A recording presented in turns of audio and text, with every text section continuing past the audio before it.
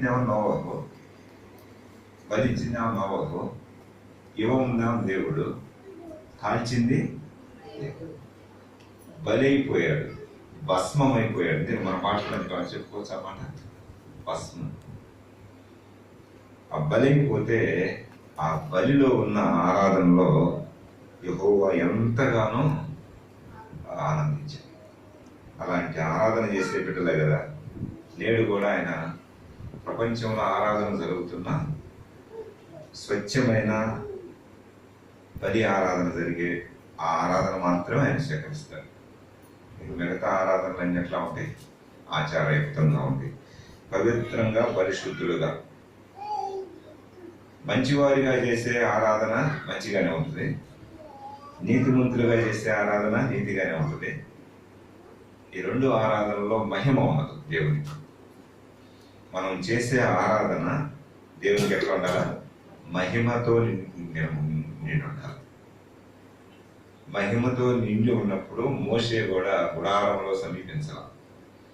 దేవుని సన్నిధిలో మహిమ ఉంటే ఎవరు సమీపించడానికి? దేవుని మహిమ. కానీ కృప కాబట్టి మనం సమీపిస్తున్నాం. చూడండి, రోమీయులకు రాస్తూ అపోస్తలుడైన పౌలు గారు, కాబట్టి సహోదరులారా, పరిశుద్ధమును దేవునికి అనుకూలమునైన సజీవ యాగం, అది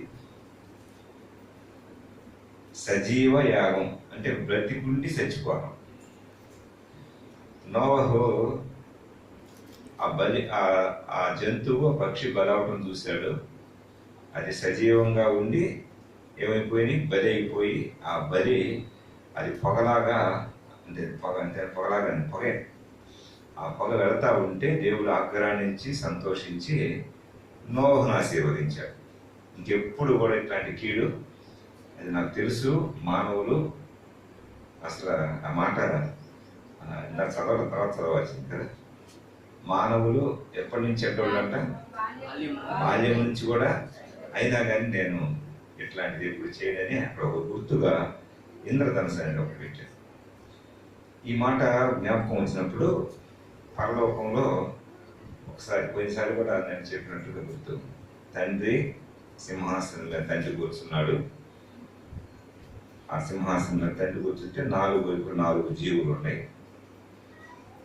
ఆ 4 జీవుల చుట్టూ 24 పెద్దలు, వారి చుట్టూ అది ఇంద్రధనుసు అనే మాట వచ్చింది అక్కడ. ఇంద్రధనుసు. ఆ తర్వాత కోటాను కోట్ల దేవదూతలు, కెరూపులు, సెరూపులు. వీళ్ళు ఒకే ఒక మాట అంటున్నారు, పరిశుద్ధుడు, పరిశుద్ధుడు, పరిశుద్ధుడు. 4వ అధ్యాయంలో అదే మాట, ప్రకటన గ్రంథంలో 5వ అధ్యాయంలో అదే మాట. 4వ అధ్యాయంలో సృష్టికర్తగా జ్ఞాపకం చేసుకుంటూ తన కిరీటాలు సింహాసనం వేసిరేటువంటి మాట. అదే ప్రకారం 5వ అధ్యాయంలో ఎన్ని పరలోకంలో జరిగే ఆరాధన. 5వ అధ్యాయంలో వీళ్ళందరూ ఉన్నారు. తండ్రి కుడి చేతిలో ఒక పుస్తకం ఉంది. ఆ పుస్తకాన్ని తీసుకోవడానికి ఎవరికి ధైర్యం లేదు. 4 జీవులు అట్లానే ఉండే, చుట్టూ 24 పెద్దలు అట్లానే ఉన్నారు. ఆ ఇంద్రధనుసు అలా నిలిచిపోయింది. ఆ చుట్టూ ఉన్నటువంటి కోటాను కోట్ల దేవదూతలు, కెరూపులు కానీ సెరూపులు కానీ అలానే ఉండిపోతే పద్మాసు దీపములో పడిపోయి ఆత్మవశుడై అక్కడ అది చూస్తూ అక్కడ కన్నీరు విడుస్తున్నాడు. పరలోకంలో కన్నీరు విడుస్తుంటే దూత పక్క నుంచి అంటుంది, నువ్వు ఏడవబాక, ఎందుకు ఏడుస్తావు? ఏడవబాక, ఎందుకు ఏడుస్తావు అంటే నాకు ఏడుపు వస్తున్నాయా? పుస్తకం తీసుకునేవాడు ఒక్కరు కూడా లేరని దూత పెద్దగా రోదన చేస్తారు. పెద్దగా అన్నా కానీ ఒక్కరన్నా పుస్తకం తీసుకుంటారన్నప్పుడు ఎవరు కూడా పుస్తకం తీసుకునేటువంటి ధైర్యం ఎవరు చేయలేకపోతున్నారే. ఏందయ్యా అని అంటే, ఆ పుస్తకం తీసుకున్న ఆయనేనయ్యా, గొర్రె పిల్ల క్రీస్తు. ఆయన తీసుకుంటాడు. సృష్టికర్తగా జ్ఞాపకం చేసుకున్నారు. విమోచకుడు వచ్చాడు. ఆ విమోచకుడు తప్ప ఇంకెవరు ఆ పుస్తకం తీసుకునే అధికారం లేదు అన్నప్పుడు నిజంగా మహిమ కదండి. ఆ ఆనందంలో యోహాను నిజంగా యోహాను భక్తులకు ఉన్నటువంటి ఆ ఆధిక్యతలు ఎంత గొప్పవండి, ఎంత గొప్పవి. అక్కడ మనం పరలోకంలో జరిగే ఆరాధన, మన ఆరాధన కూడా ఎట్లా ఉండాలా? అట్లా మన మనసన్నా పరలోకం వెళ్ళిపోవాలా, లేకపోతే దేవుని సన్నిధన్నా ఇక్కడ దిగి ఉండాలి. అప్పుడే మనం ఆరాధన. అందుకే ఇక్కడ పౌలు గారు రాస్తూ అంటున్నాడు, సజీవ పరిశుద్ధమును దేవునికి అనుకూలమునైన సజీవ యాగముగా మీ శరీరాలు. ఈ యొక్క శరీరాన్ని మాత్రం గట్టిగా కాల్చేస్తే అప్పుడు మనం సజీవ యాగంగానే ఆరాధన చేస్తాం. దీన్నే ఈ సజీవ యాగాన్నే అపోస్తలుడు పౌలు గారు అన్నాడు జ్ఞానేంద్రియాలు అన్నాడు. జ్ఞానేంద్రియాలు కొంచెం ఒక జ్ఞాపకం చేశారు. జ్ఞానేంద్రియాలు ఈ 5 ఉంటాయి. వాటి గురించి కొంచెం లోనికి వెళ్ళి ఆలోచన చేస్తే 7 రకాలుగా మనం శరీరాన్ని నలగొట్టుకోవాలి. మన శరీరంలో ఉన్నటువంటి అవయవాల్లో 7 ప్రమాదకరమైనవి ఉన్నాయి. ప్రమాదకరమైనవి ఎంత ప్రమాదకరమైందంటే, మొదటిగా చూడండి, యోగు మన కళ్ళు చాలా జాగ్రత్తగా ఉండండి. ప్రమాదంలో పడేసేవి ఏంటి అంటే, మొట్టమొదటిగా మానవుని యొక్క కళ్ళు. ఆది కాండంలోనే 3వ అధ్యాయంలో పడేసింది కదండి.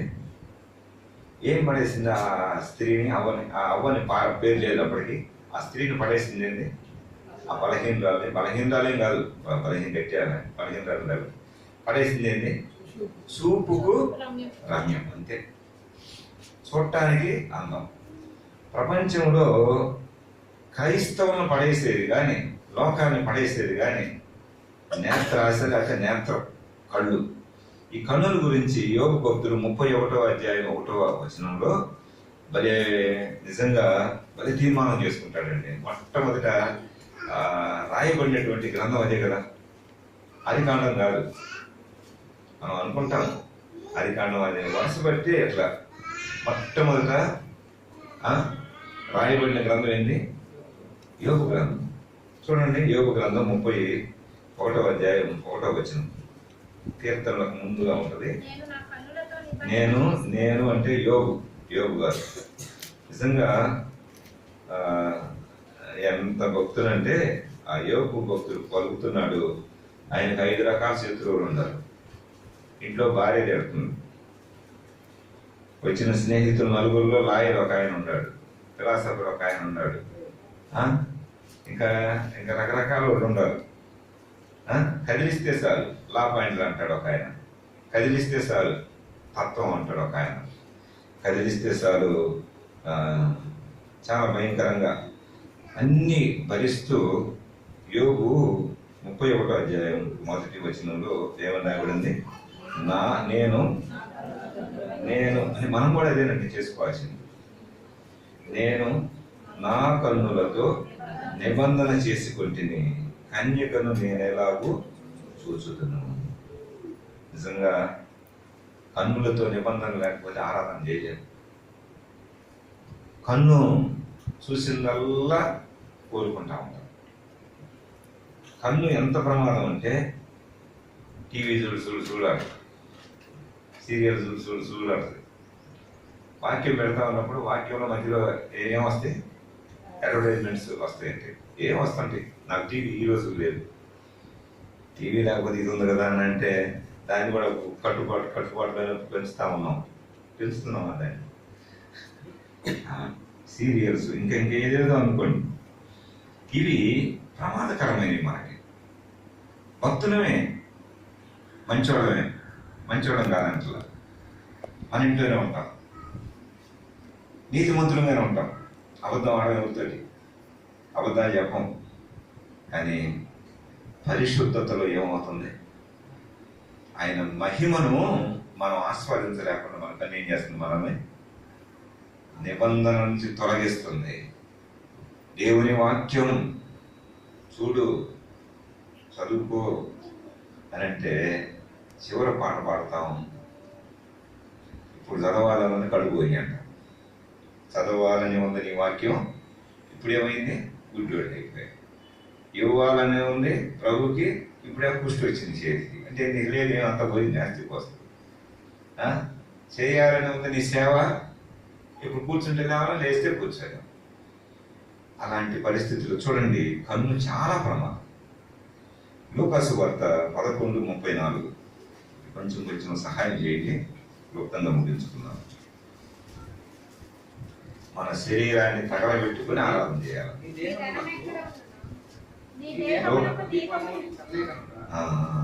చాలా అంటే వాక్యం బాగా అవుతున్నారు, కొంచెం అర్థరహితంగా మరొకసారి చదువుతారా? నీ దేహం, నీ దేహం, దేహం అంటే మన శరీరాన్ని,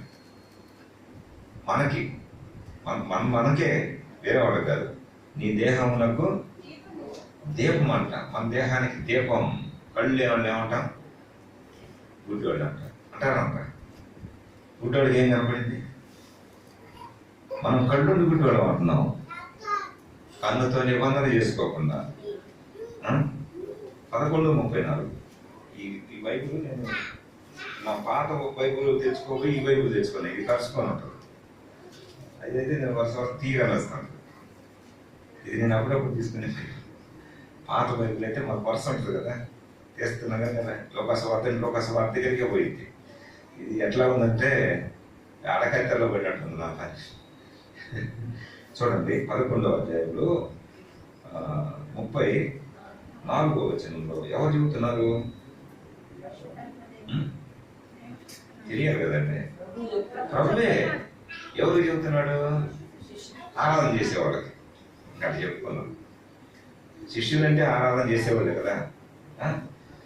నీ ఎవడును దీపము వెలిగించి చాటు చోటునైనను కొంచెం కిందనైనను పెట్టడు కానీ లోపలికి వచ్చే వారికి వెలుగు కనబడుటకు దీపస్తంభం మీదనే పెట్టునని చెప్పి ఆ దీపాన్ని గురించి అంటున్నాడు. వాడు అనుకున్నారు, ఓహో దీపం మంచిది, కింద పెడితే కాలితే ఇది అనుకుంటున్నారు. అప్పుడు అంటున్నాడు, నీ దేహమునకు దీపము నీ కన్నే గనక నీ కన్ను తేటగా ఉంటే నీ దేహమంతయు వెలుగుమయమై ఉండును. అది చెడితే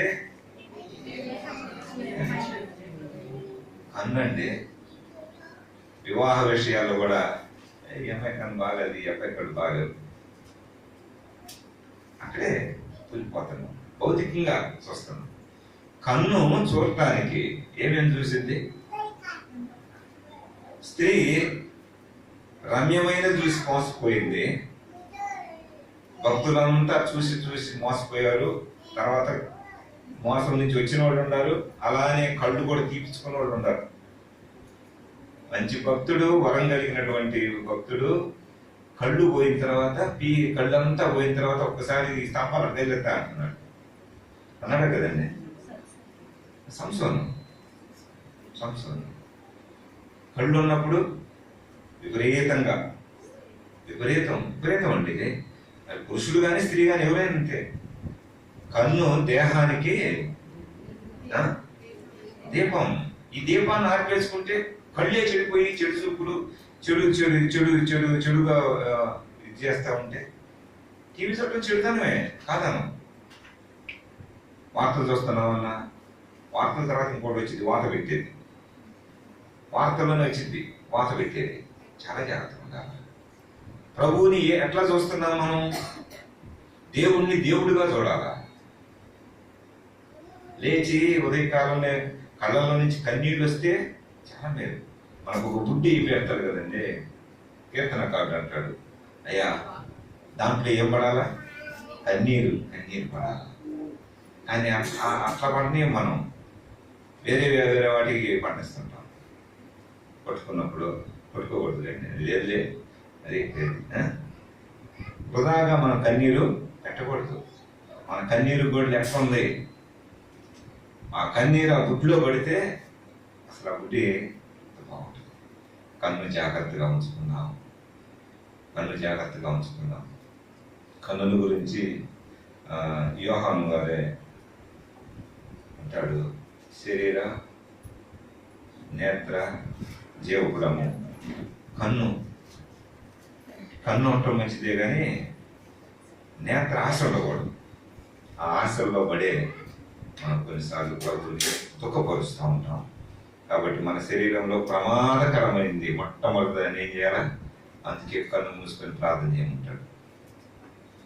ఏం కళ్ళు తెరిస్తే పోతుంది కదా అనుకుంటే కన్ను మూస్తే కొంత నీకు ఆలోచన వచ్చింది. రెండవది చూడండి, క్లుప్తంగా వెళ్ళిపోదాం. కన్ను తర్వాత ఇంకా ప్రమాదమైంది ఏంటి? చెవులు ఎంత ప్రమాదం అంటే, కన్ను నువ్వు ఉన్నావు, అన్నీ ఉన్నాను నన్ను చూడమంటారు. కన్ను అంటే అన్నీ ఉన్నావు నా చెవులు పెట్టాను ఉంటది. చెవుల గురించి మార్కు సువార్త 4వ అధ్యాయం 23-24 వచ్చిన చదువుతున్నాం. 23 చెవులు ఎవరికైనా నుండిన ఎడల వాడు వినును గాక. 23 అదేనా? 24 మరియు ఆయన మీరేమి వినుచున్నారో మార్కు సువార్తనా 4వ అధ్యాయమేనా 23వ వచనమేనా? వినుటకు చెవులు ఎవరికైనా, అది వినుటకు చెవులు ఎవరికైనా ఉండిన ఎడల, చెవులు ఉండిన ఎడల కాదు, చెవులు ఎవరికైనా, చెవులు లేని వాళ్ళకి ఇది ప్రమాదం. చెవులు ఎవరికైనా ఉండిన ఎడల వాడు వినును గాక అని. మరియు ఆయన మీరేమి వినుచున్నారో జాగ్రత్తగా చూసుకొనుడి. కన్నును కూడా కలుపుకొచ్చాడు మళ్ళా. చూసుకొనుడి, మీరెట్టి కొలతతో కొలుతురో మీకును అట్టి కొలతతోనే కొలువబడును, మరి ఎక్కువగా మీకు ఇయ్యబడును. ఇక్కడ వారితో ఇట్లా అన్నాడు. ఇది కూడా ఎవరు చెబుతున్నాడు? మనతోటే. కన్నుల గురించి అయినా మనతోటే, చెవుల గురించి అయినా మనతోటే. కన్ను బాగానే ఉందన్నా అంటే మన చెవి చాలా ప్రమాదం. ఎంత ప్రమాదం అంటే, ముసలమ్మ ముచ్చట్లు అదేదో చెప్పుకుంటారు ఇద్దరు.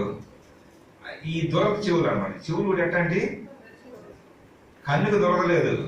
కన్నుకు దొరకస్తే కళ్ళు పోతాయి. ఏంటికి దొరుకుతుంది? చెవులకు దొరుకుతుంది. ఎంత భక్తులు ఎంత బాగా రాశారంటే, కన్నుని గురించి అట్లా రాస్తూ చెవుల గురించి అంటున్నాడు.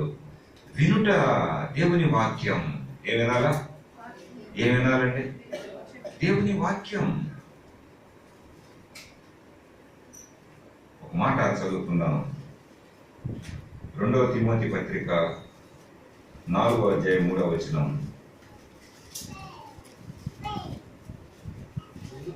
ఎందుకనగా హితబోధవద్దు, ఉపయోగపడేది వద్దు, మంచిదాన్ని తీసుకోరు, సహింపక దురద చెవులు గలవారై, అదండి తమ స్వకీయ పద్ధతులు, స్వకీయ నాకు అట్లా అందించాలి. దురాశలకు అనుకూలమైన బోధకులను పోగు చేస్తారు. అంతే కదండి, తమ కొరకే. అది స్వకీయం. దురద చెవులు కలిగిన ఏం చేసిందంటే, మనం మంచి మాటలు చెప్పాలి. ఏ మంచి మాటలు? నువ్వు ఏది వింటున్నా, ఏం చేస్తున్నా చూస్తా ఉండి సేవకులు కూడా ఏం చేయాలంటే, మంచిదాను అమ్మ, మంచి అబ్బాయి నువ్వు, దీని గురించి అంటే చెడ్డగా ఉన్నా కానీ ఇట్లా చెప్పే వాళ్ళని ఏం చేస్తారు? రండి మా ఇంటికి దర్శించండి అంటే వాళ్ళని ఎక్కువ ఇష్టపడతారు.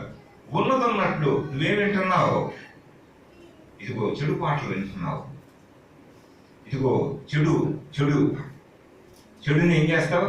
అందుకే కదా మహాత్మా గాంధీ చెప్పాడు, కళ్ళు మూసుకో, చెవులు మూసుకో, నోరు మూసుకో. బైబుల్లో ఇవన్నీ. కళ్ళు మూసుకోమంటే కళ్ళు మూసుకోను మనం. ఒక అన్యుడు మూసుకున్నాడు కదా, ఆయన ప్రభు నెరగలేదు, అది వేరే విషయం లేదు. ఆయన గురించి మనం కళ్ళు మూసుకోమంటే మూసుకోవాలండి, అంతే. ఏం మూసుకోనంటే చెవులు కూడా ఏం చేసుకోవాలా? ఎట్లాంటి చెవులు? సొలొమోను గారు కరెక్ట్ గా రాస్తున్నాడండి. 28వ అధ్యాయం 9వ వచనంలో ఇక్కడైతే తిమోతిని హెచ్చరిస్తూ అంటున్నాడు కానీ 28:9 ధర్మశాస్త్రం వినబడకుండా అదండి అసలు పాత నిబంధన కానీ క్రీస్తు ధర్మశాస్త్రం కానీ మోషే ధర్మశాస్త్రం కానీ వినబడకుండా చెవిని తొలగించుకునేవాడు ప్రార్థన చేయి. అక్కడ బాగా చదువుతున్నామా? చెవిని తొలగించుకుని వాని ప్రార్థన చేయము. అదండి 28:9 వచ్చిన కదా, ధర్మశాస్త్రం వినబడకుండా చెవిని తొలగించుకుని వాని ప్రార్థన హేయము. ప్రార్థన చేస్తున్నానండి ఆ పరిచయం వల్ల అలా కాకుండా ఈయన వల్ల కాకుండా అని మనం ప్రార్థన చేసామనుకోండి, నువ్వేం చేసావు? ధర్మశాస్త్రాన్ని లోనకపోనిట్లా నీకు అనుకూలమైనవి తీసుకుంటున్నావు, అనుకూలంగానే ఏం చేస్తున్నావు? అనుకూలమైన మాటని వింటున్నావు. తర్వాత ఏమంటున్నావు? నాకు వినపట్లేదు బ్రదరు. సేవకులు చెబుతారమ్మా నువ్వు ఎట్లా అంటే అది వినపడదు. అమ్మా అట్లా కాదు ఇట్లా అని చెప్తే వినపడుతుంటే అంటే జనరల్గా చెప్తున్నా వినండి జాగ్రత్తగా ఆలోచన చేసుకోవాలి. మన చెవి ఎటు పెడుతున్నాం? మన చెవులు దేవుని వాక్యం, మన చెవులు దేవుని స్వరాన్ని వినాలి. ఉదయకాలం దేవుని స్వరాన్ని విన్నారా లేదా? దేవదర్శనం పొందారా లేదా? పొందకపోతే ఆరాధన చేయలేం కదా. దేవదర్శనం అంటే ఎక్కడో ఆ కళల ద్వారా వస్తాయి, కొంతమందికి కావాలను. ఆ స్వప్నాల ద్వారా, ఆ దర్శనాల ద్వారా అది అందరికి ఉండదు. ఆ వరాలు వస్తాయి, రావంటలా లేవు అంటలేదు, వస్తాయి అంట. మనకేంటిది? దివ్యమైన వాక్యం. ఉదయకాలం లేచి ప్రార్థన చేసుకుంటాం, మనం అడుగుతాం అయ్యా రాత్రి అంతా బతికించావు అని.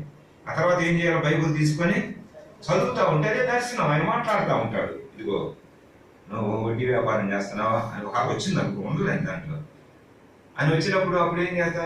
నేను 2 రూపాయలకి చేస్తున్నానండి, ఆయన 3 రూపాయలకి, ఈయన 5 రూపాయలకి. ఇట్లా చేసుకుంటాం మనం ఏం చేస్తాం? మన దేహాన్ని నలగొట్టుకోం, మన దేహాన్ని కాల్చుకోం, బలిపీఠాన్ని తగలేం. మనం అంతే, కట్టిని తగలేం, చెవులు కూడా తగలేం. మనం ఏం చేస్తాం? మనం సరి చేసుకొని 2 రూపాయలకి ఇవ్వటం, అది ఏమంటాడు? ఏందమ్మా? న్యాయం వడ్డీ, ధర్మ వడ్డీ. ధర్మ కాటాలు, ధర్మ కాటా పెట్టుకున్న ఆమె ఇటు కొట్టుకుంది, కళ్ళు కూస్తుంది. ఎక్కడ ఉంటుంది? కోట్లు. అదే కదండి. ఆమెకి కళ్ళు పోయి ఉంటే మనం ఏం చేస్తామంటే ధర్మ కాటా. చాలా జాగ్రత్త అండి. వడ్డీ వ్యాపారం, చిట్లు చాలా ప్రమాదం అసలు అయిపోతుంది. అమ్మ ఎవరైనా ఉంటే మీరు చేస్తున్నారని నాకు తెలియదు. తెలియక మొట్టమొదటి నేను ఆ తప్పు చేశాను. తెలియక ప్రభువు నమ్ముకున్న కొత్తలు తెలియదు కదా, తెలియదు చేసి తక్కువ దొరికినా చెబుతున్నాయి మాట. అది చాలా ప్రమాదం. అవి మనం ముంచుతాయి. చాలా జాగ్రత్తగా వినండి. మన ప్రార్థన ఎట్లా ఉండాలా? తగ్గింపుతో ఉండాలా? మనం ఏం చేస్తాం? అక్కడ మాట ఏమని రాబడిందంటే, ఉపదేశము ధర్మశాస్త్రమును వినపడకుండా చెవిని తొలగించుకును అని ప్రార్థన హేయం, దేవుడికి హేయం. పరిసయుడు శాస్త్రి ఇద్దరు వచ్చారు. శాస్త్రి మంచి శాస్త్రాలు చదువుతున్నాడు, వల్లిస్తున్నాడు. పరిసయుడు ఏం చేస్తున్నాడు? రొమ్ము కొట్టుకుంటా నేను కొంచెం కూడా తగిన వాడిని కాను అంటున్నాడు. ఆయన ప్రార్థన ఈయనకి అసహ్యంగా ఉంటుంది. అసహ్యంగా అంటున్నాడు, అట్లాంటి వాడిని నేను కాను. వారానికి ఇన్ని ఉపవాసాలు ఇంత ఇస్తాను, కొద్దిమేరలు ఇస్తాను, అది ఇస్తాను, ఇది ఇస్తాను, 10వ భాగం ఇస్తాను, ఏ భాగం ఆ భాగం ఈ భాగం అన్ని ఇస్తాను, అందరి దగ్గర దోచుకుంటాను, నీకు ఇస్తాను అన్నట్టుగా చెబుతున్నాడు. అది హేయం దేవుడికి. అది హేయం. ఇక్కడే 21వ అధ్యాయం దీనిలో ఒక మాట చదవండి, 13వ వచనం. సామెతల్లోనే దరిద్రులు మనం నిజంగా దరిద్రులు. మత్తయి సువార్తలో అన్నాడు కదండి, మన దరిద్రతనంతా ఆయన ఏం చేశాడు? మన కోసం ఆయన దరిద్రుడు అయ్యాడు. 21వ అధ్యాయం 13వ వచనం. దరిద్రుల మొర్ర వినక చెవి మూసుకునేవాడు తాను మొర్ర పెట్టినప్పుడు అంగీకరింపబడడు. ఒక వస్త్రం వేయ, కొంచెం సద్యాన్ని వేయ అంటే మనం ఏం చేస్తాం? సద్ది ఉన్నా కానీ అది కూడా వేయం. ఎప్పుడు సర్ది వేయకూడదు. మనం ఏం తింటున్నాం అది పెడితేనే మేలు. పాత వస్త్రాలన్నీ ఏ అంటారు, ఇవ్వం. పాత ఎందుకు ఇవ్వాలంటే ఇస్తే కొత్తది ఇవ్వగలిగితే. అర్థం అవుతుంది ఏ మాటలు. మనం ఏం తింటామో అదే ఉంటే, పెట్టాలనేటువంటి మనసు ఉంటే, మనం ఏం కట్టుకుంటామో అంత ఖరీదైనవి కాకపోయినా, వేలు కాకపోయినా ఒక కొత్త బట్ట ఇవ్వడానికి ఇష్టపడతాం. అతనేం కమాండ్ చేయట్లేదు కదా, అయ్యా అమ్మ అని అడుగుతారు అంతే కదా. ఏమైనా కమాండ్ చేస్తారంటే దరిద్రుడు. మనం చూడండి, ఆ మాట చదువుతుంటే చాలా బాధేసింది, చాలా బాధేసింది. చాలా మనం కూడా ఇలానే ఉన్నాం కాబట్టి తాను మొదలుపెట్టినప్పుడు అంగీకరింపబడంటే దేవుడికి అది అసహ్యం, అది హేయం. ఈ మొర మనం ఏం చేస్తాము పెట్టాలంటే, మనం దేవుని ధర్మశాస్త్రం కనుక మనం చెవులోకి వెళ్తే ఎట్లా మొర పెట్టాలో తెలిసింది. ధర్మశాస్త్రాన్ని పానీయమే. దేవుని ధర్మశాస్త్రం ఆ కొండ దిగొచ్చి, కొండ మీద ప్రసంగం ఉంది, కొండ దిగొచ్చిన తర్వాత ప్రసంగాలు ఉన్నాయి. అవి మన మనసులోకి పోవాలా. కొండ మీద ప్రసంగం అర్థమైతే చాలండి, మనం ఏమైపోతాం, పరిశుద్ధులుగా ఉంటాం. అందుకే అన్నాడు, అసలు అంత పరలోకం గురించి చెబుతారు కదండి ఆయన. పరలోకం గురించే, దేవుడైన వారు ధన్యులు, పరలోకం వారి. ప్రకటన గ్రంథంలో అంటాడు, వినుటకు చెవులు గల ఉండాలా. వినగానే చెవులుంటేనే వినాలా. 7 సంఘాలకు రాస్తూ 2 సంఘాలు మెచ్చినా కానీ వాళ్ళని కూడా అంటాడు, వినటానికి ఏముండాలా, చెవు ఉండాలా. దేవుని ధర్మశాస్త్రం, దేవుని వాక్యం. కొన్నాళ్ళకి చెప్పేవాళ్ళు ఉంటారో ఉండదో తెలియదు, ఇంత స్వేచ్ఛ ఉండదో తెలియదంటే. కన్నును కాపాడుకుందాం, చెవులను కాపాడుకుందాం. ఇంకొకటి చెప్పండి, మూడోది నోరు. నోరు కదా, లోనం ఒకటి. నాలుగు ఏం చేసిద్ది? గ్రంథంలో రాయబడింది, జీవము మరణములు నాలుగు వశంలో ఉన్నాయి. మనం చావాలన్నా, బ్రతకాలన్నా, కొట్టించుకోవాలన్నా, చెప్పండి, తప్పించుకోవాలన్నా ఏమో ఉంటుంది, నోటి మాట. అదే నాలుక. నాలుగు అనగానే మనం ఏం చేస్తాం, రుచులు ఇవన్నీ చెప్పుకుంటాం. అది కూడా తప్పేం కాదు. అన్నిటికీ డాక్టర్ ఉంటారు, 4 డాక్టర్లు లేరన్నాడు ఒక ఆయన. 4 డాక్టర్ ఎక్కడ ఉందా ఏమో నాకు తెలియదు. ఒకళ్ళు ఉంటే, ఒక డాక్టర్ గారు ఉంటే చెప్పవచ్చు, తప్పేం కాదు. ఈ అంటే అంటారు కానీ అచ్చంగా 4 డాక్టర్లు నేను అంటాం. 3 ముడిపడి ఉంటుంది అక్కడ కదా, 3 ముడిపడి ఉంటుంది కదా. ఐకి, చెవుకి,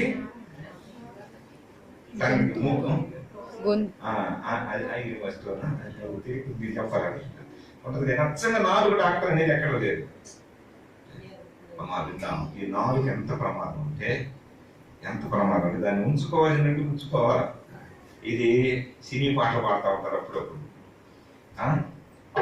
ఇది పొడి చేస్తూ ఉంటది. ఏం చేస్తా ఉంటుంది చెప్పండి, కొంచెం బీపీ పెరగగానే ఇంట్లో యాపీ లేకుండా చేసేస్తుంది. ఏం చేసింది, కాని మాట ఒకటి దొన్నపోతా అన్ని కాదయ్యా. అన్నం అనుకోండి, పిల్లలు ఏదో తింటున్నారు, బాగా తింటున్నారు, ఇష్టపడి తింటుంటే ఏమంటాం, అట్ట తినాలా, తనపోతే తిన్నారా. ఈ జంతువులతో పోలుస్తా ఉండి ఒక్కోసారి తెలియకుండానే గాడిద అనుకుంటాం. ఈ గుర్రం ఏది ఇవన్నీ అంటే వాడు నొచ్చుకుంటా ఉంటాడు. అదే వాడిని సింహం అనండి, సింహం అన్నాడు ఏమంటాడు, పిల్లలు కానీ ఎవరైనా సింహం అంటే ఏంది, అది కూడా జంతువులేగా, వాడు తెలియదు దాని విలువ. నేనే రాజును అనుకుంటాడు. అర్థం చేసుకున్నాం, మనం చాలా జాగ్రత్తగా ఉంటాం. 4 విషయంలో ఎఫెసీయులకు రాస్తూ అపోస్తలుడైన పౌలు 4వ అధ్యాయం 29వ వచనం 2-3 చూపించి మనం ముందుకు వెళ్తాం. మనం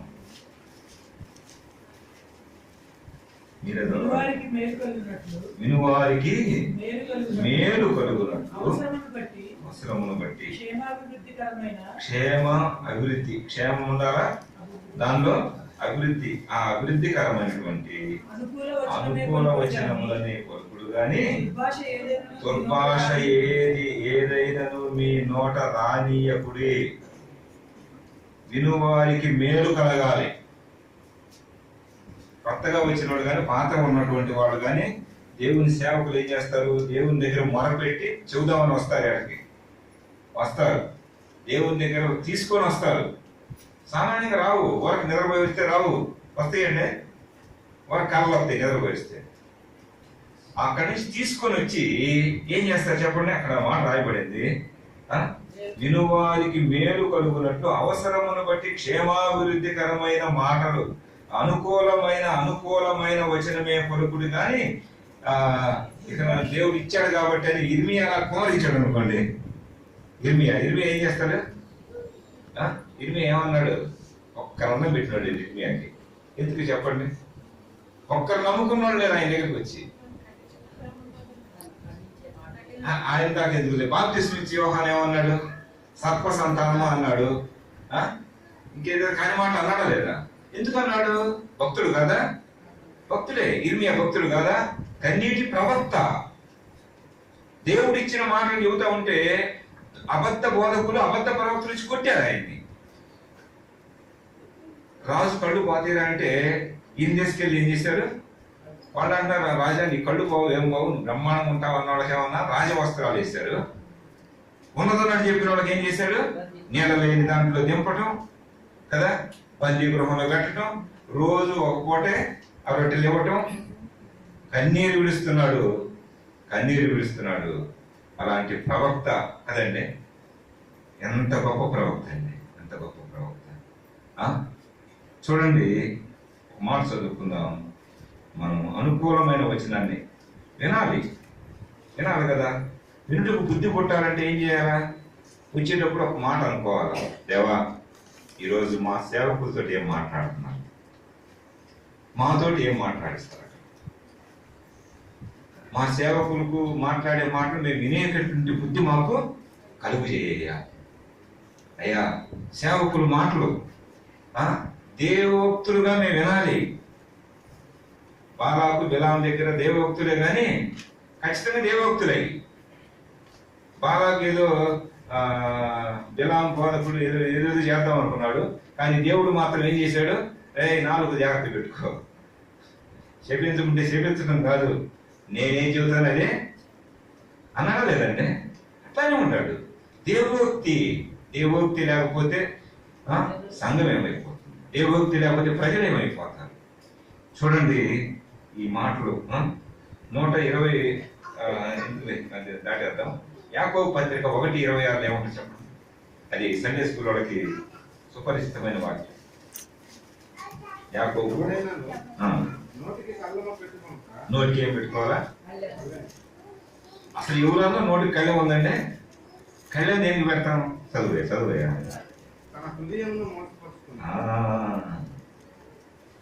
నోటికి కళ్ళెం పెట్టకపోతే ఎక్కడ పోయింది? అది హృదయం దగ్గరికి వెళ్ళిపోయింది.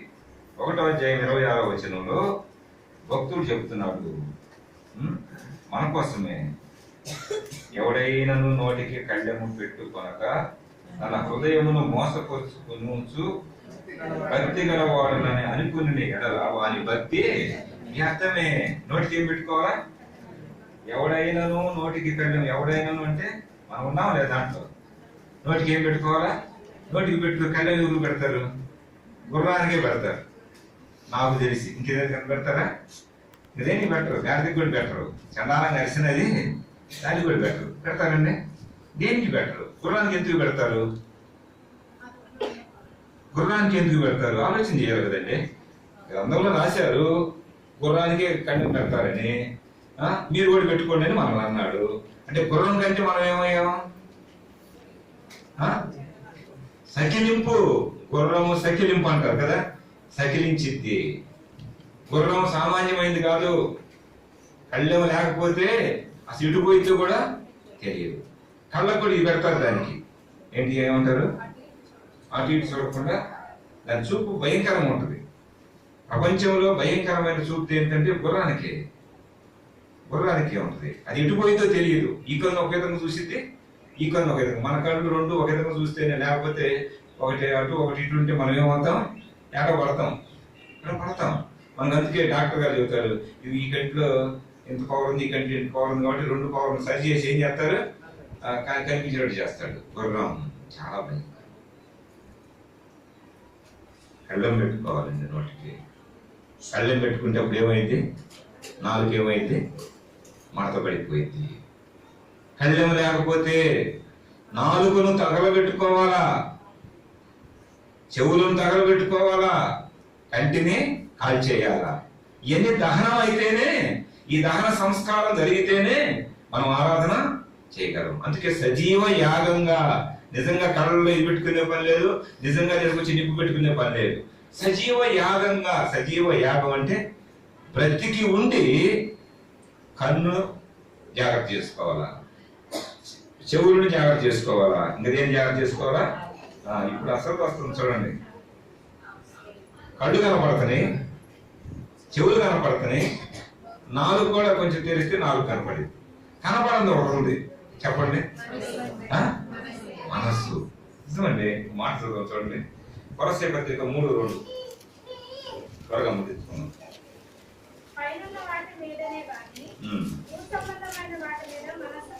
ఏం పెట్టకూడదు? మనసు ఎక్కడ పెడతాం? అసలు మనసు అంతా ఏం చేసింది? అయినున్న ఎఫ్ఎస్సి పత్రిక 4:8 కూడా చదవండి. దానికి 4:8 పక్కనే ఉంటుంది కదా.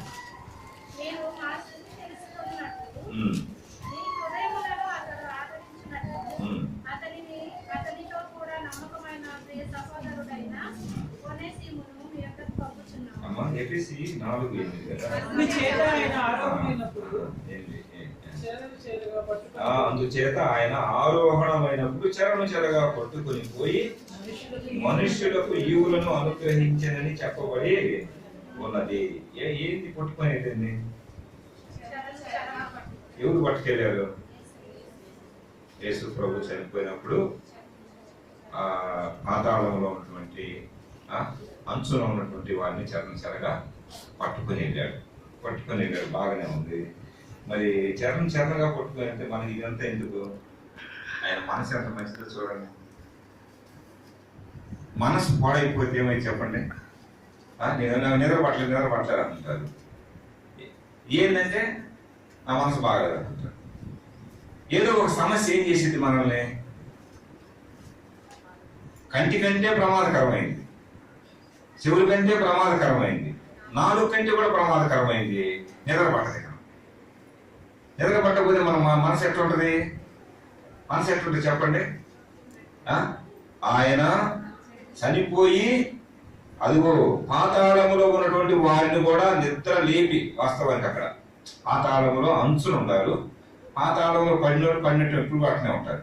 ఆ అంచుని చెరగా పట్టుకొని వెళ్ళి పరదైసులో పెట్టాడు. పరలోకం గాడి పరదైసులో ఉన్నాడు. ఇప్పుడు చనిపోతే మనం పరలోకానికి వెళ్ళాం. ఎక్కడికి వెళ్తాం? పరదైసుకి వెళ్తాం. అది కొద్దిగా థియలాజికల్ గా కొంచెం మాట్లాడాలి.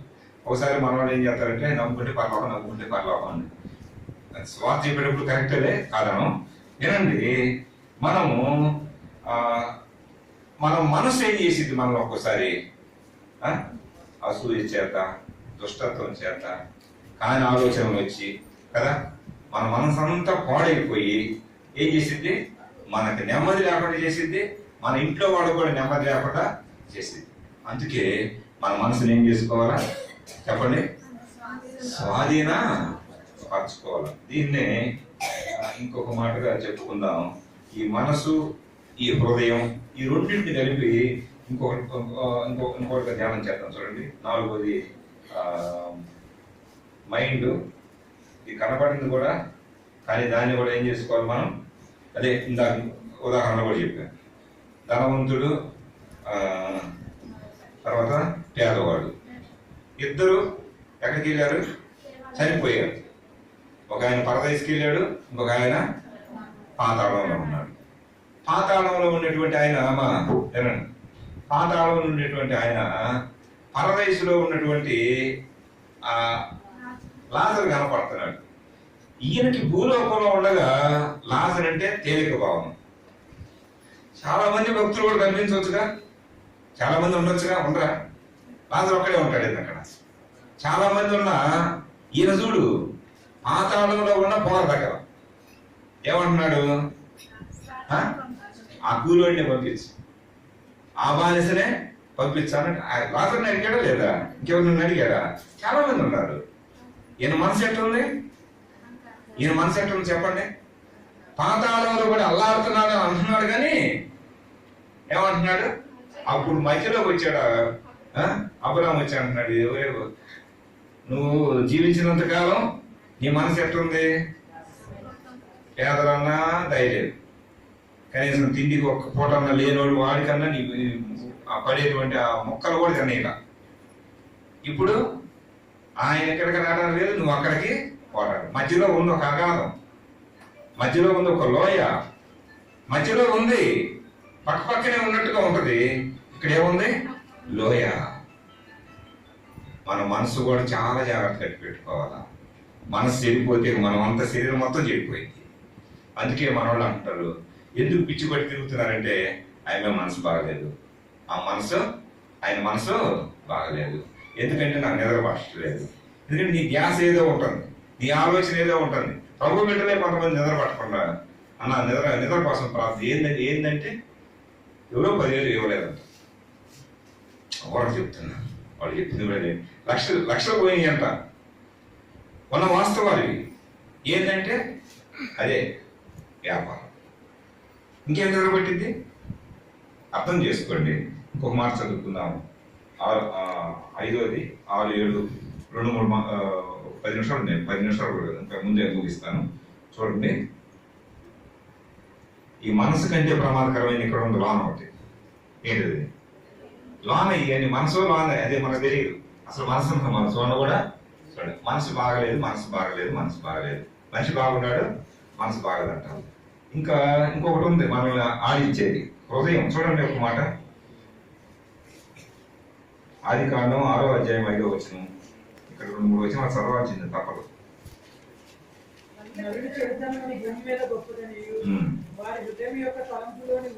హృదయం యొక్క తలంపులు కేవలము చెడ్డది. ఏదన్నా తీసుకో, కేవలం అది చెడ్డది. ఎక్కడ? ఆదికాండం 6వ అధ్యాయం నోహుతో చెప్పిన మాటలు కదండి. అదేనా ఆయనకు అందరూ చెప్పిందేగా? నరుల హృదయం అదంతా చెడు. పుట్టుకతోనే మానవుడి యొక్క హృదయం ఏమైపోయింది? చెడుతాను. బాల్య జనములందు నీ సృష్టికర్తని జ్ఞాపకం చేసుకోకుంటే నేనంతా అయిపోయింది, నాకు వస్తానంటాడు. మన మనసును ఏదో కంట్రోల్ చేసుకుందామంటే ఇది అసలు ఏం చేసిందంట? ఇదంతా చెడుతో నిండి ఉంది. చెడు ఆలోచనలు, చెడు తలంపులు ఎక్కడి నుంచి వస్తాయి? ఈ రెండు ఒకటేమో మనసు, ఒకటేమో హృదయం. ఈ రెండు ఏం చేస్తాయి? ఒకటికొకటి కోరిలేషన్ అవుతుంది. ఇది మాట్లాడుకుంటా ఉంటాయి. ఈ హృదయం వచ్చిన ఆలోచనలన్నీ బయట పెట్టింది. హృదయం వచ్చినటువంటి తలంపులన్నీ ఏం చేసింది? బయట పెట్టింది అనమాట ఈ మనసు. ఈ హృదయాన్ని గురించి చాలా మాటలు ఉన్నాయి. ఇర్మియా భక్తుడు 17:9 ఏమంటాడు? ఇది అన్నిటికంటే ఘోరమైంది అంటాడు కదా. అంతే నా మాట అనేది. 17:9 చదవండి. ఘోరమైన, అసలు ఇంకొక పదం పలకలా నేను. వ్యాధి.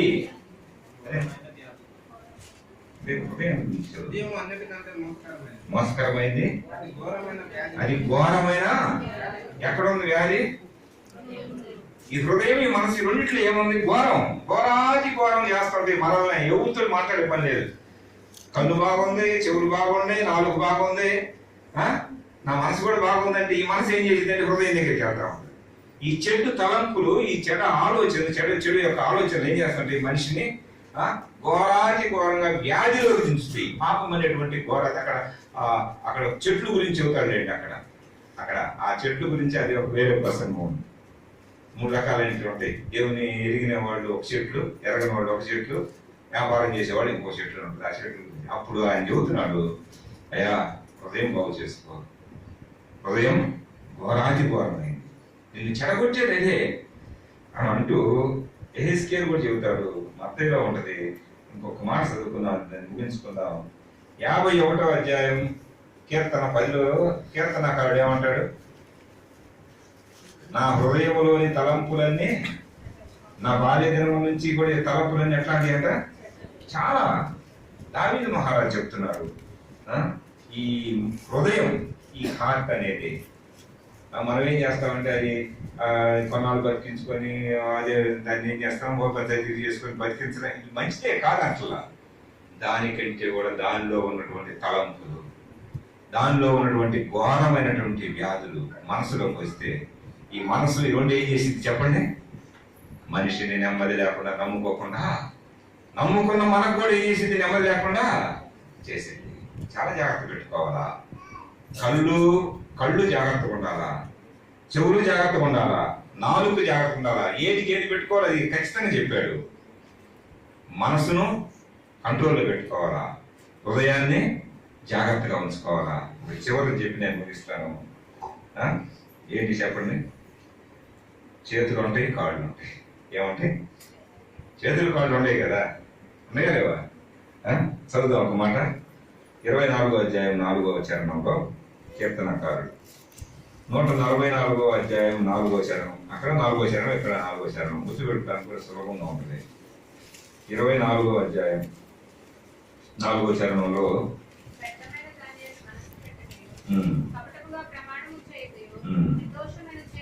నిర్దోషమైన చేతులు శుద్ధమైన హృదయమును కలిగి ఉండు వాడే. నిర్దోషమైన చేతులు శుద్ధమైన హృదయం కలిగిన వాడే. చేతులు ఎట్లా ఉండాలి చెప్పండి? ఒక ఆయన పిలాతు దగ్గరికి తీసుకెళ్ళాడు యేసు ప్రభువుని.